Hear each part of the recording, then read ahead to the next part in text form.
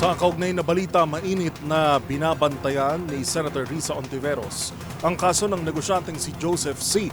na tinawag pa nitong Alice Guo Part 2. Kahinahinala raw kasi kung bakit Philippine Coast Guard pa ang pinili nitong pasukin, ahensya na may kinalaman sa pagbabantay ng seguridad at teritoryo ng bansa. Tinutukan yan ni Raymond Dadpaas. Apektado na ang national security ng bansa dahil sa mga Chinese national na nagpapakilalang mga Pilipino. Ito ang deklarasyon ni Senador Risa Hontiveros kasunod ng pagka-aresto sa negosyanteng si Joseph C. na nagpapakilalang Pilipino, ngunit isa pala itong Chinese national. Tinawag itong Alice Guo Part 2 story na dapat lang imbestigahan.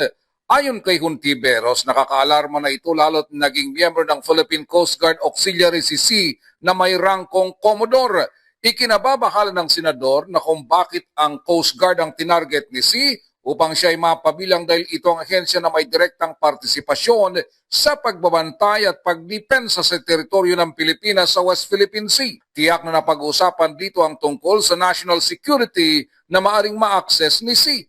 Lumabas din sa record na noong 2016 na panahon ni dating Pangulong Rodrigo Duterte ay nakasama si C sa kanyang delegasyon sa China at nakipagkontrata ang kumpanya niyang Global Ferro-Nickel Holdings Incorporated sa Bayin Non-Ferrous Group Company Limited ng China para sa mining operation sa Palawan. Ang probinsya ay siyang nasa sensitibo at strategic location sa ginagawang pang-aagaw ng China sa teritoryo ng Pilipinas.